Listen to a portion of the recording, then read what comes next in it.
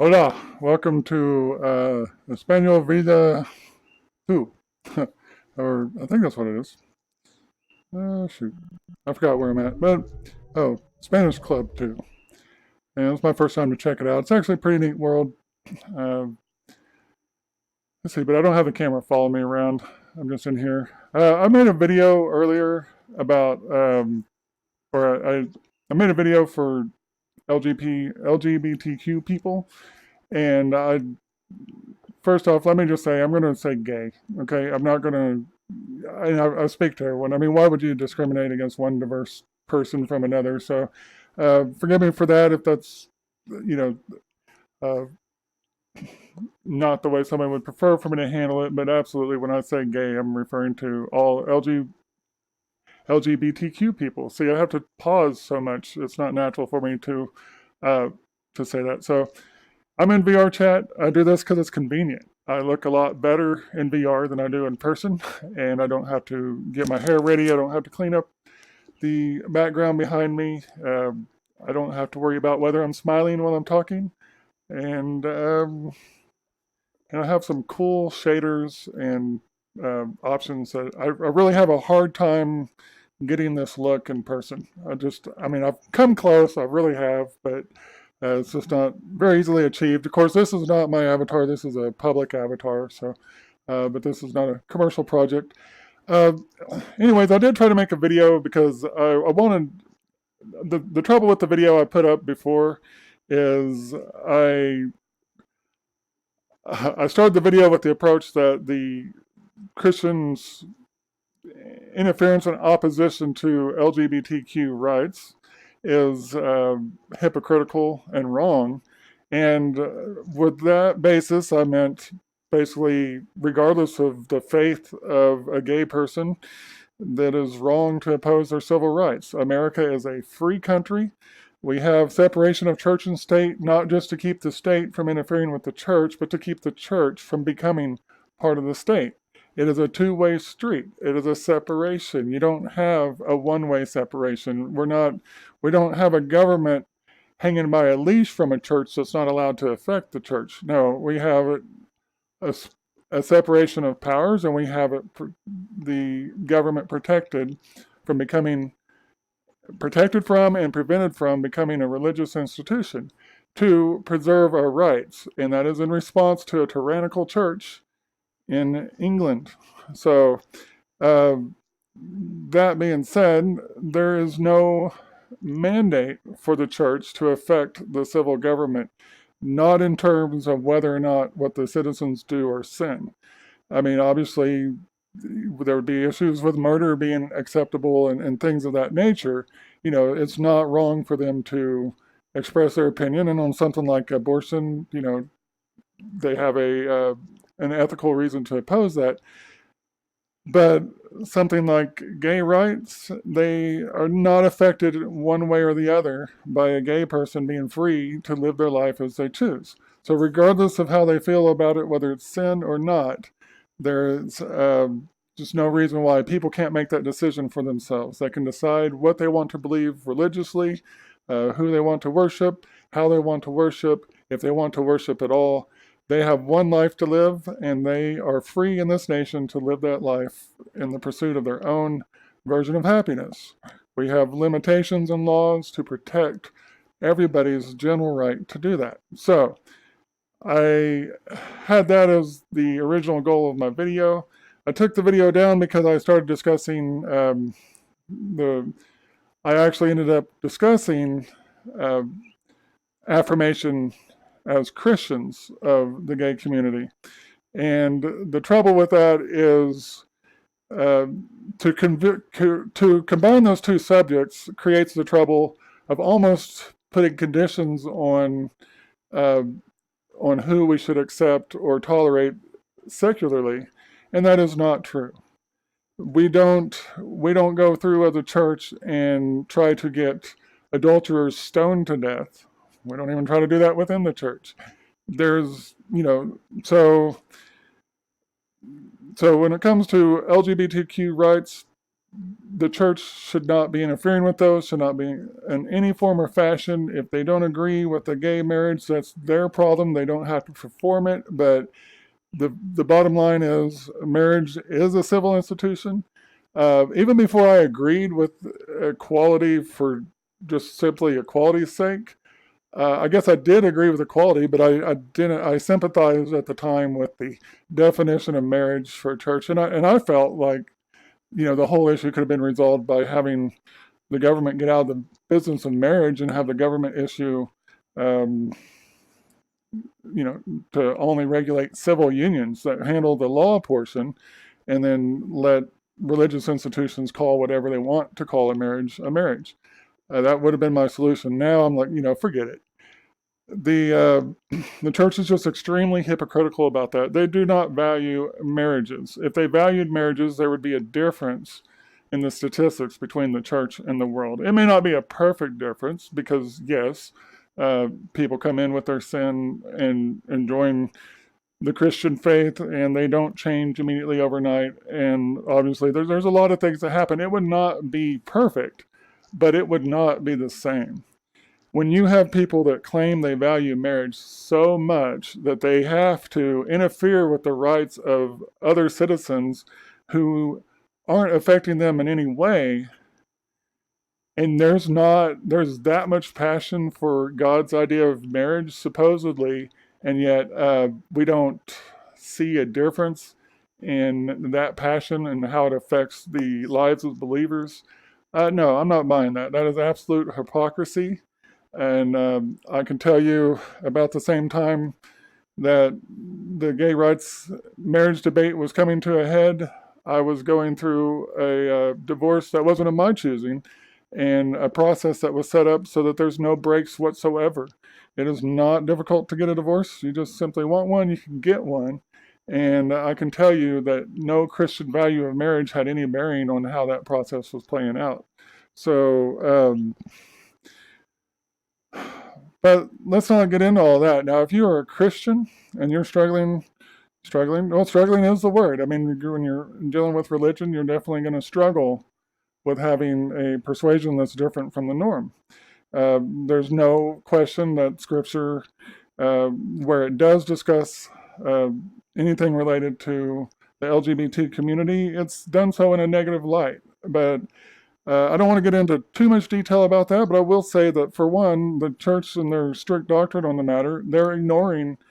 Okay, there's some scholarship questions, but let's avoid that conflict and let's get into the fact that they're ignoring real context, even in English translations, that certainly paint a different picture than the one that they're painting.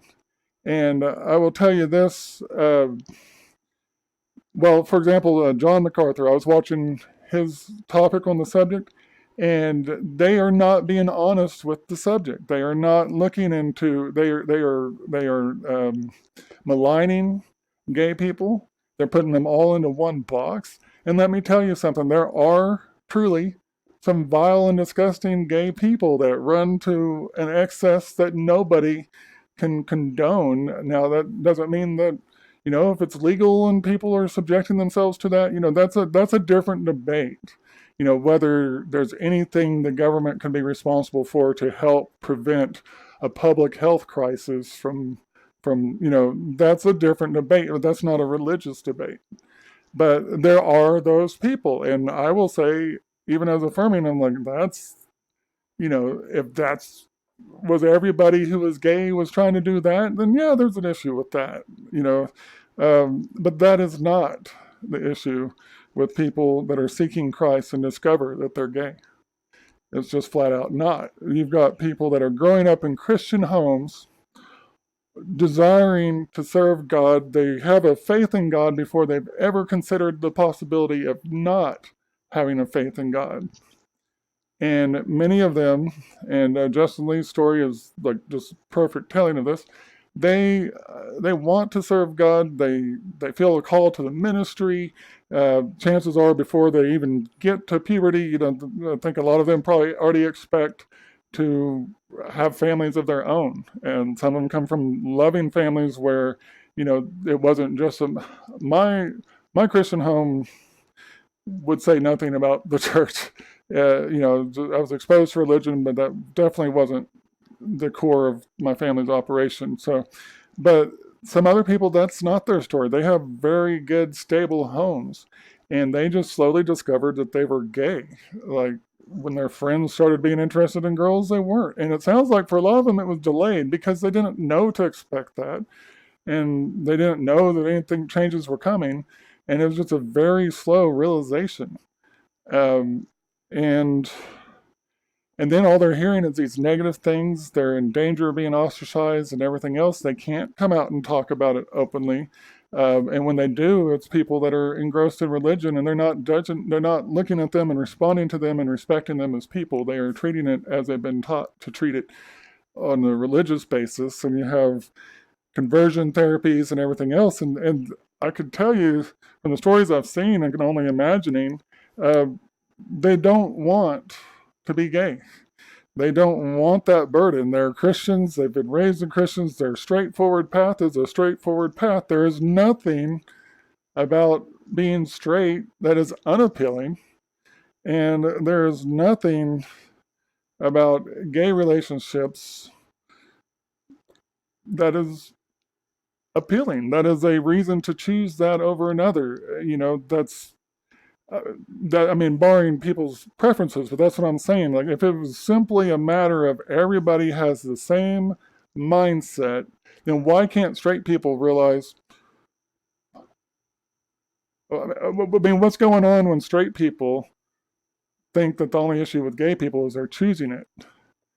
I mean, what really, like, what what is the real inclinations of those straight people? Because I don't. Yeah, I don't, if you stop and think about it, it doesn't make any sense. Now, what kind of makes sense is people that have no idea of what it'd be like to be same-sex attracted, that have no same-sex attraction. Maybe some of them just see it as extra options on the table or something. So they look at that and they're like, yeah, I don't know. Do they think that somebody that's just being desperate? So they enjoy having an expanded list of options. Certainly, there's no question that men are very no strings attached about sex. If they don't have any moral restraint and any effort to restrain themselves, they're two men can hook up and that's all they want from the situation. So I mean, there's that definitely.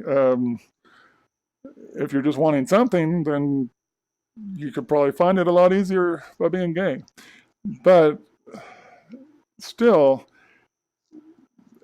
I don't understand how anyone can think that somebody that's seeking God, wanting to be pleasing to God, cares at all about what's right before God, grows up in a family, a Christian home. They're going to be separated from their church. They're going to have all of these things. I don't see how it's so difficult to understand that they didn't choose their struggle. And to just look into it and be compassionate and start to realize that, yeah, to let them tell their own truth. Because I don't know what's supposed to be in a same-sex attraction that's supposed to be so compelling that it's worth taking on all the hardship and pain, being secret about it, and having the option to have a wife and kids and a home and a normal existence in society, and have something about gay sex in and of itself that is so irresistible and great that somebody would choose to throw away the rest of that. Now, you do have people that are willing to get a little something on the side or whatever, and they're not necessarily gay. So there is certainly an element of it that for some people is strictly self-seeking perversion, if you want to call it that. That's out there. That's fine, but there are real people that have a genuine difference in attraction, and there are various discussions about what causes it and where it originates. And I think there's probably truth to a variety of factors. And maybe somebody does have a genetic disposition, and somebody else maybe more have been shaped somehow by societal factors. I don't know. I just know that if you really think about it and you're really honest with yourself about your own identity, and you have compassion when you approach it, uh, it's a whole different thing when somebody is trying to determine how to live the rest of their lives pleasing to God while having um, an identity that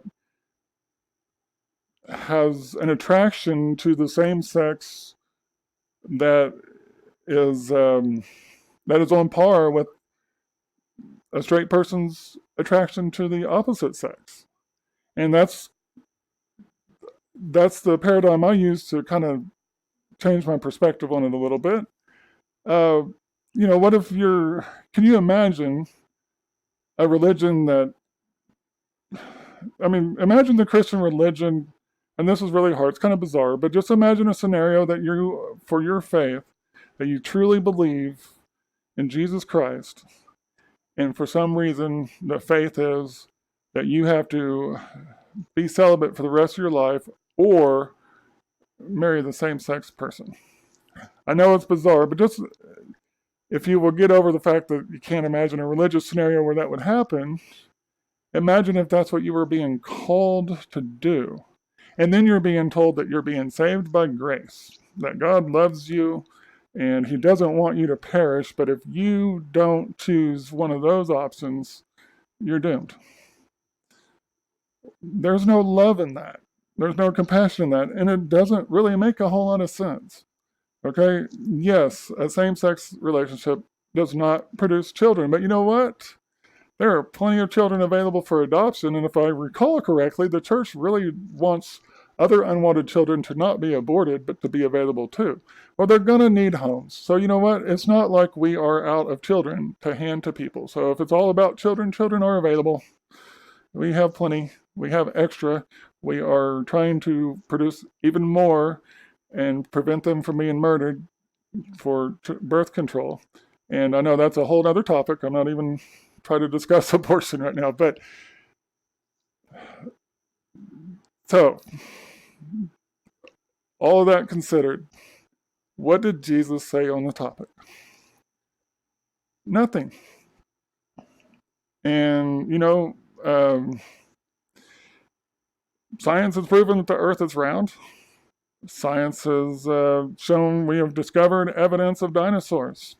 The Bible never discusses dinosaurs. I mean, I know some people point to passages and say they're alluding to dinosaurs. Maybe they are, but the creation account does not account for dinosaurs. Not directly. And the four corners of the earth do not exist. So if we want to take that literally, then the Bible's already disproven. But, I don't necessarily take it literally. I think as far as the east is from the west, it makes even more sense when the earth is round. It's infinite. That's how much God loves us. His love is infinite, and you don't have to know that the earth is round to have as far from the east as the west be infinite. So I don't get hung up on that. But at the same time, there was a time in church history, and I can't give you the exact facts, but there were scientists persecuted for theorizing that the earth was round. They really were. And so now we are trying to take an ancient biblical culture and establish that as the firm standard for acceptable sexual relations, and to uphold that standard, you've got pastors that are saying there's no way someone is born gay, that it's not genetics, that it's not their nature, that this is all just a lie. And then to prove that it's a lie, they point to some of the most foolish gay people dying of AIDS because of how crazy and reckless they were with their passions, and they're using that to demonstrate what a gay person is. And that none of that is true. So what we have is religion has always been a mess. But Jesus didn't come to establish a religion. He didn't come to replace Judaism with people that would be better Jews. Unfortunately, that's what people did with it. They made Christianity a state religion, Constantine, and then, basically, when religion was given power through government, it became quite tyrannical. And when you look back, the history is not so clear. When you try to look back, you try to make the case about it, it's so hard to even find the clear-cut church history. And there's really no effort to keep it findable either. They would rather rewrite the history and determine the narrative that you get rather than see the true history. It's really disturbing. And at one point, anybody that had sex without the possibility of procreation, that's who was considered a sodomite. Whoops.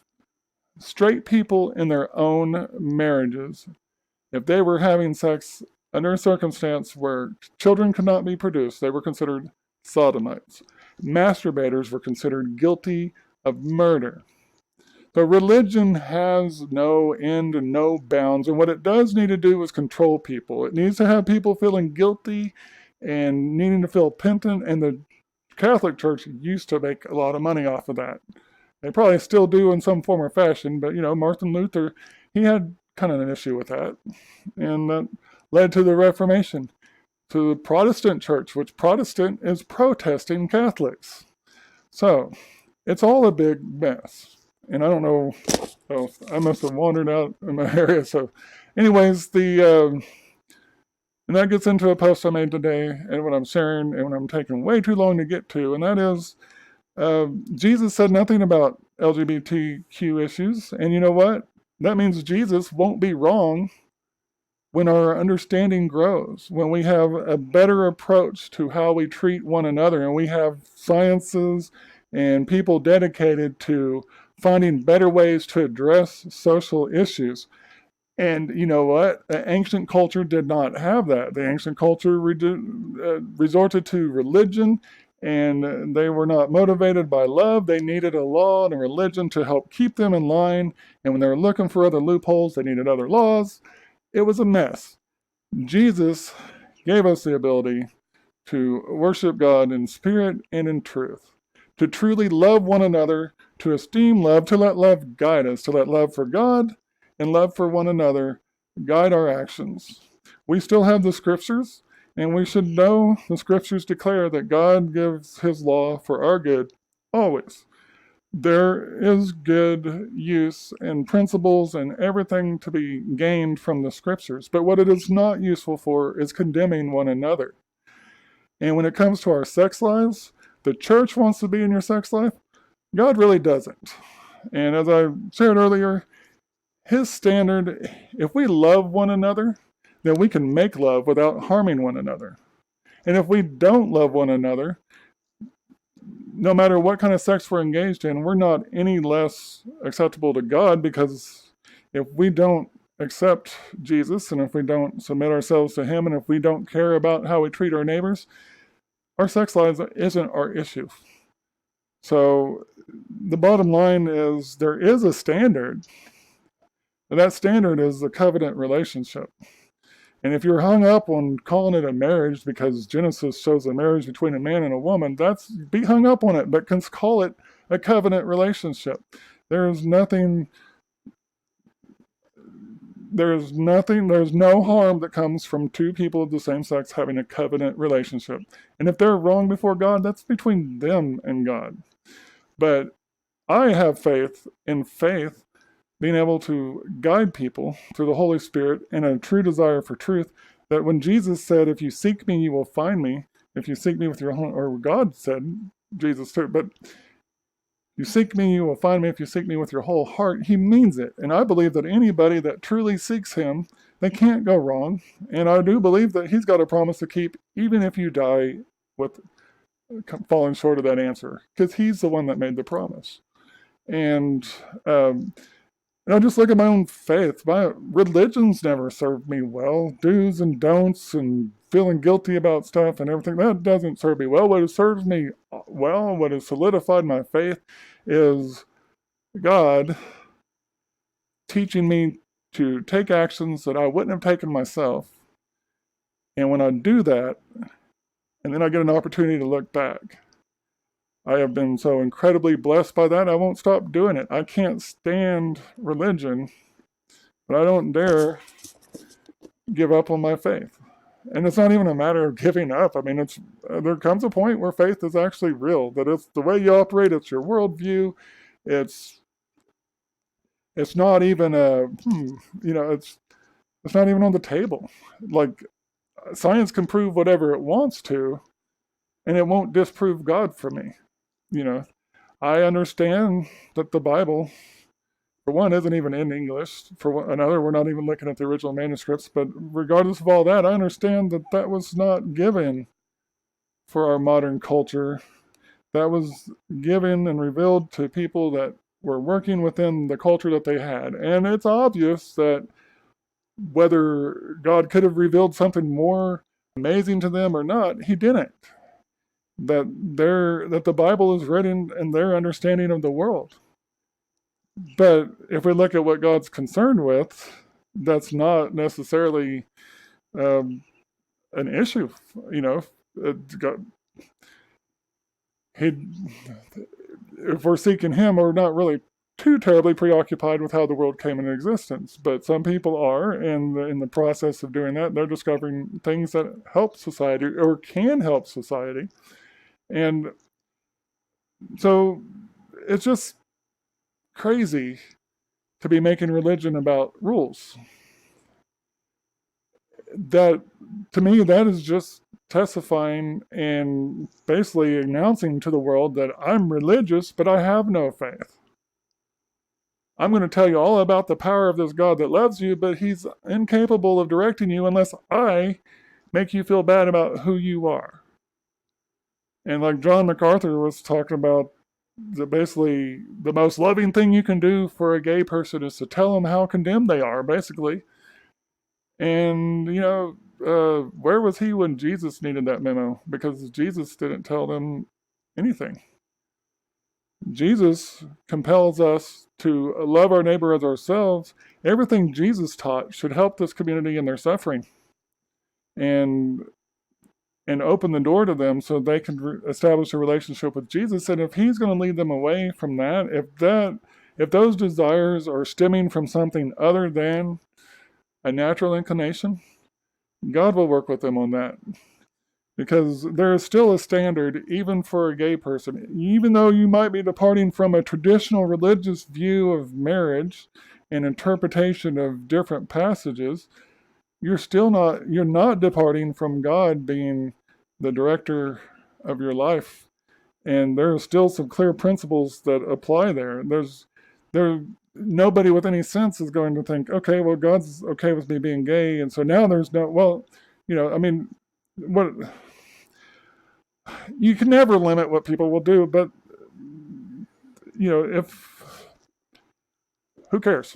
But if they're no one, I don't really think anybody that's trying to seek acceptance for God and is going to actually seriously try to grow in their relationship with him and care about his will for them, I just don't see where they would go through and not think that even if it's okay to be gay, that there should not be restraint on their behavior. But more than that, that's a failure of the church. If we want to worry about God's morality so much, why don't we get into the purpose, the loving purpose of it? Because there is wisdom in it. There is reasons why it is not good for us to be crazy promiscuous. And they're not hard to find. The fact that the church knows how to malign a gay person should show that they should know how to challenge a promiscuous straight person. And the fact that they can show, when it comes to gay people, how important marriage is to God should show that they should be able to show that to the people in their own congregation. And while we're putting so much effort into something that Jesus didn't discuss, we almost wholesale ignore the very challenging things he said regarding remarriage. And then I can go on and on and on. And I probably covered too much ground here to do much good, but I'm just saying the true religion, for one, as James says, is to visit the fatherless and the afflicted and in their pain and suffering, to actually serve the marginalized of society, and to care about our fellow man, to love for real. That is true religion. That actual service, the actual love. And our personal lives should be guided and directed by God, but having our perfect personal lives perfectly in order, especially by oppressing ourselves to religious rules, is not true religion. That is not what we were saved to do. And so we need to consider those things. This works for me because one thing I've always sought for with Scripture is a equal weight and measure. God loves balanced scales. He's a God of justice. He loves fairness and equality. He his character is completely enveloping those traits.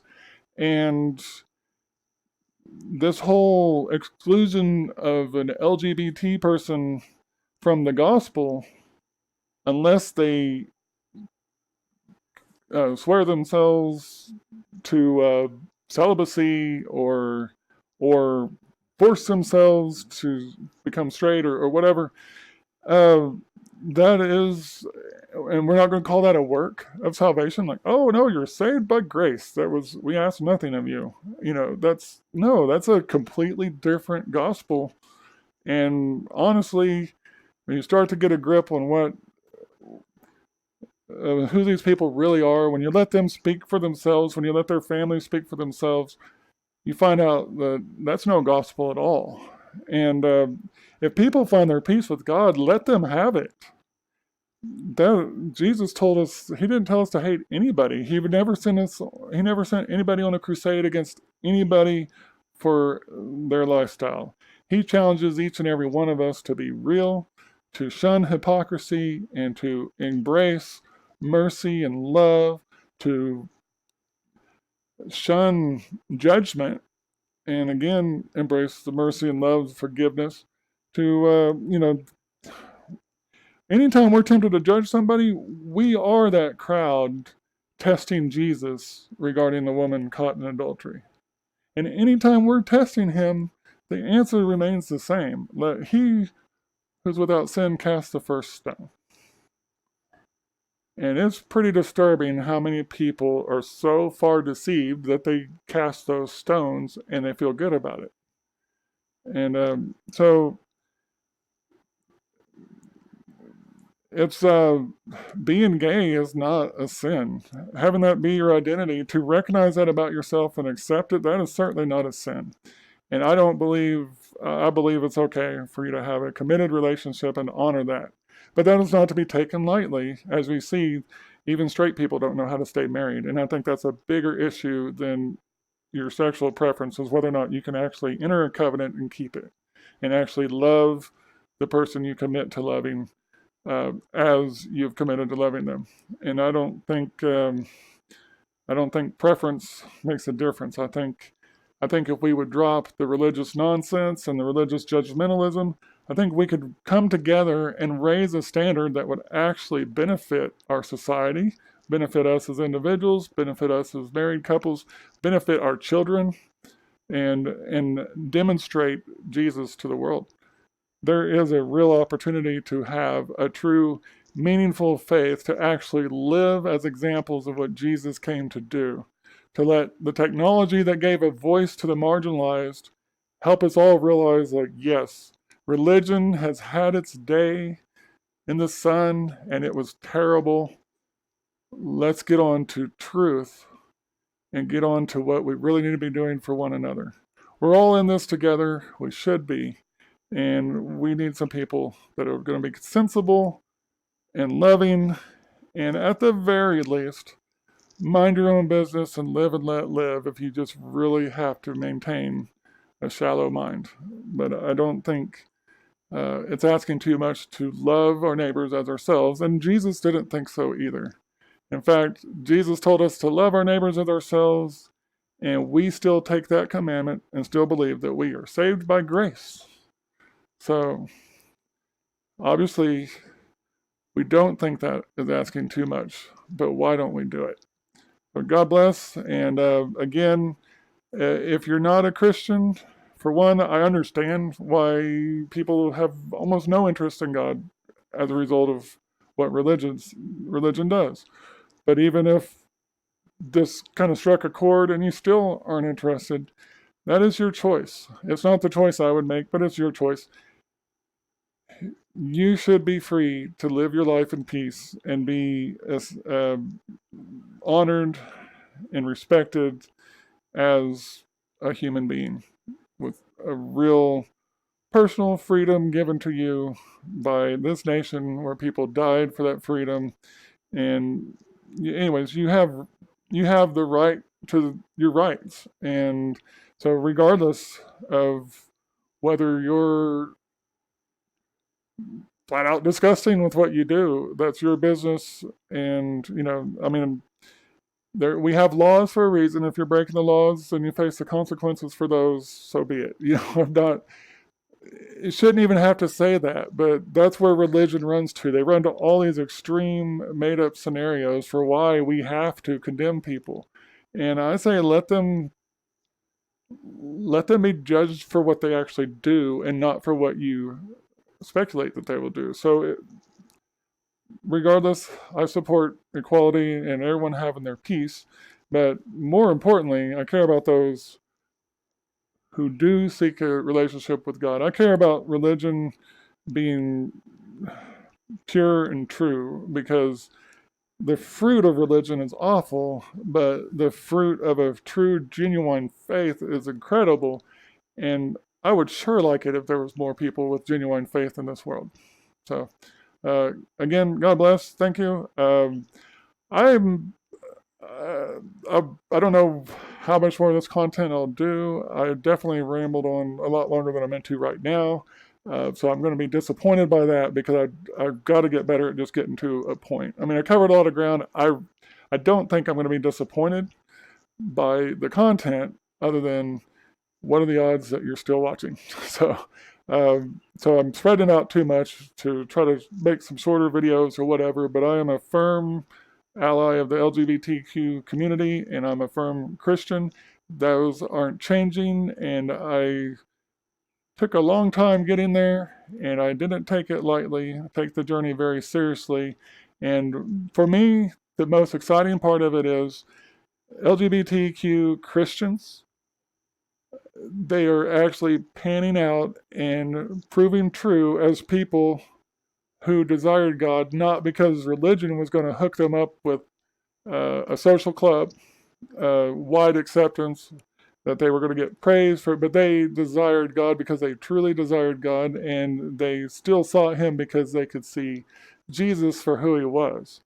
And that bears fruit. And it's really fun and exciting to finally find a group of Christians who I can talk to about what Jesus taught, instead of what other people are doing wrong, and what I should be judging here, what I should be judging there, what I should be feeling bad about in my own life, and who I should be giving money to, and that I should be excited that we have this big monster church while people can't pay their electric bills even though they work 40 hours a week, and stuff like that. Yeah. So I am happy to find a group of believers that actually care about truth, that actually care about loving one another, that actually want to be authentic enough that even though they might even be embarrassed for their private lives, that in the face of people maligning them, they're not going to deny who they are, that they're going to be real. And we need that. You want to look for somebody that's not being a hypocrite, it's going to be a Christian that says, I'm gay. Or, I'm not saying they're the only ones that can be authentic, but that's a good sign right there, that something that doesn't exactly get them major cheers. Uh, it's changing. There's definitely more and more affirming churches, and I believe that what we're witnessing is uh, religion has pushed it as far as they can, and the the times and culture shifts and new understandings are not allowing them to go much further with it. And so it's an inevitable change. And you're seeing the dying gasps of people that have built entire uh, organizations basically on religious fueled prejudice and racism, undermining one group of people in order to elevate another group of people enough for them to want to show up and feel special and then chip into the plate or whatever. It's a self-feeding machine, and I think we're seeing it die out. I don't know what group is left to be marginalized when it's no longer self-serving to marginalize the LGBT community. So, they could no longer be racist, could no longer support slavery, could no longer drown witches, or can't just accuse somebody of being a witch and try to drown them to see if they really were a witch. There's a whole lot of nonsense been done in the name of religion. And so you really want to why would you want to base your personal peace with God on a traditional religious view when the last thing I think any of us could say points to God is religious tradition? So it's kind of like the conservatives that want to get back to the good old days. Civil rights weren't settled that long ago. Even women were kind of treated like property and subordinate citizens not too long ago.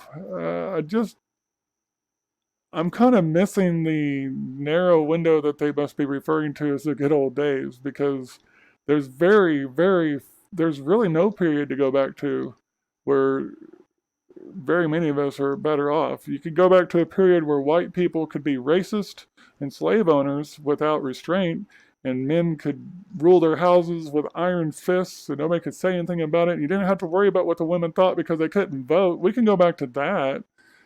Um, but I'm thinking there's a reason we didn't stay there. And so, again, be blessed. If you're interested in Jesus, I think that's awesome. I think that's uh, there's not really a bad reason to be interested in him, especially if being interested in him is challenging who you are. There's none of us without sin, none of us without needing to shape up a little bit when we're looking at holiness. So uh, that we're motivated to seek him for who he is instead of who he lets us feel better than. That's good. So God bless. I'm not doing a whole lot of ums and stuff, so that's really good, but I'm not sticking to the point. So with that, I'm out of here. God bless. Jesus does love you, and I say firmly that he is real, he does exist, that his wisdom and guidance for life will prove itself to anybody that will seek him enough to reach the point of trusting in what he said over their own impulse. And the biggest proving points of that come for really when people harm us. The power of turning the other cheek is amazing, and the hindsight to that is really cool. I've had an experience where I did that, just strictly let something go because Jesus said to handle it that way, not because I felt like that was the best way to handle it. And it proved to be the best way to handle it. And so I, I have a real faith, is what I'm saying. And so I do desire that people find Jesus. And I don't say that in the religious sense that you suck until you agree to my religion. It's not like that at all. I have a real reason for caring, and uh, eternity does hang in the balance, I suppose. But this life can be hell enough on its own that I don't really even get there as my primary concern. It's like there is a better life to be had in this world. There's a peace that comes from knowing Jesus and being guided by him, and better fruit for us and better love from us to other people. There is so many reasons why faith is beneficial in a practical way that I don't hardly ever really get caught up on the eternity question. That's more of uh, a personal point to find peace about. And so there you go. I'd rather not really judge somebody on whether or not what their eternal destiny was, because really gets kind of dicey when you start talking about people that have already passed on that can't do anything differently. And when you preached a bunch of people to hell until they die, and then you preach them into heaven, it's like no, no, no. That's religion is dumb, and being caught up on an uh, eternal destiny when right away we need real life guidance for managing this life. That's dumb. That is that's not love. That's trying to cause people to be afraid. How are you loving somebody by causing them to be terrified of death more than they already probably are? You know, there's yeah. Anyways, so yeah, real faith and a real love that doesn't have to be called love by religion, but because it's known and experienced. And I think when we're living the truth, people don't necessarily know that they've encountered a Christian. They know that they've encountered a good person. And if we're living the truth, if an opportunity does come up for them to find out we're Christian, then instead of us having to explain stuff, what should have a lot of stuff suddenly makes sense. Like, oh, sorry guys, the trackers are messed up. That's what makes them tick. Okay, I don't know. I must have wandered away from where it should be. I'm not sure, but all right, I'm out. I'm probably gonna have to edit the crap out of this to get it to something suitable for upload. Take care. Bye.